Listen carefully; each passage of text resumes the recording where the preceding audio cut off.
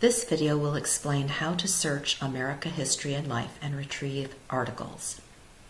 America History and Life is one of our history databases, specifically about U.S. history.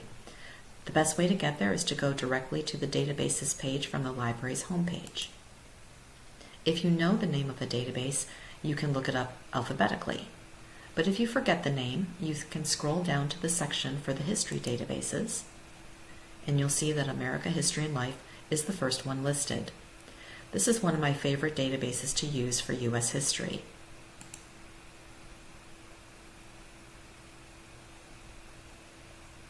Let me show you some of the features. So I'm in America History and Life, and I've got search boxes where I can put my keywords. So my topic actually has to do with Jewish children who survived or were rescued during the Holocaust.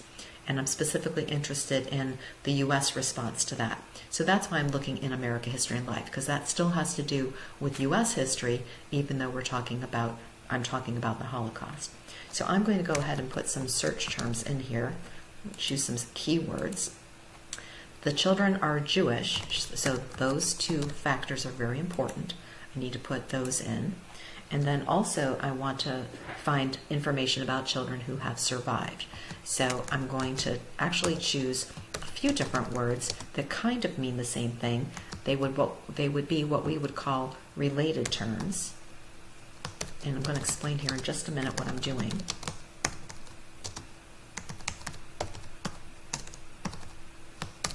Okay, so in each of these boxes, separate boxes, I've put words that mean something completely different, right? The concepts mean something completely different. Jewish is a completely different concept from the concept of being a child. And both of those are completely different from the concept of surviving or being rescued. These terms I've put all together with "or" in between in capital letters because these terms all mean kind of the same thing. They're related terms. A child who survived could have been rescued, maybe was hidden, probably was a refugee. So all of those terms are very similar. You'll notice also I put a little asterisk or star after some of the words. And what that does is it will find different endings of the word. So in this case, this will find survived, survival, survivor, survivors, right? It's going to find all the different forms of the word. You want to find the greatest root of the word that you can, and then put your asterisk. This is going to find rescue, rescues, rescued, right? It's going to find all those different forms of the word. Refugee, refugees, plural, okay? So the other thing I want to do is I want to talk about the dates, because I didn't put the word Holocaust in my search terms. The reason I didn't do that is because I just want to find the years, and that's another way that you can do it. That's one of the special features about this database that I really like. You can put into it the years that you want an author to be discussing in whatever article you find. So I put from 1930 to 1950. That's well before and well after the time period of World War II and the Holocaust, but I want to just pad that a little bit. I'm going to go ahead and search. And the main thing that we're going to find in America History and Life are going to be journal articles, and the journal articles will be secondary sources.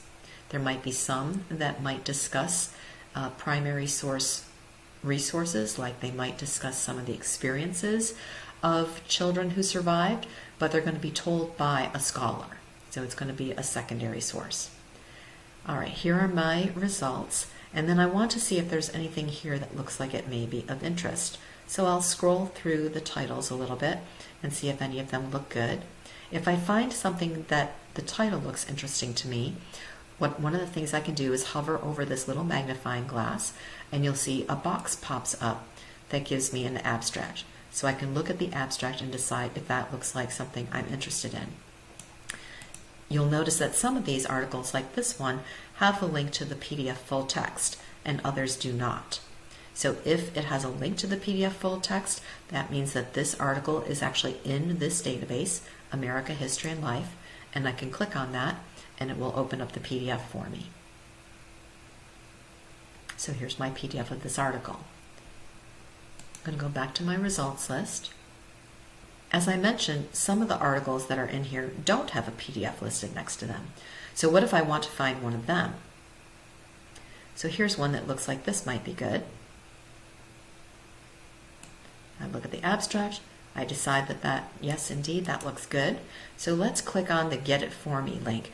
Get It For Me will look across all of our other databases and see if we have the article in another database.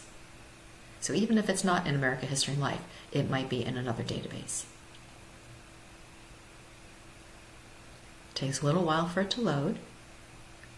And it looks like it's taking me to JSTOR. So it found a number of articles, but it tells me that my inbound link did not have an exact match.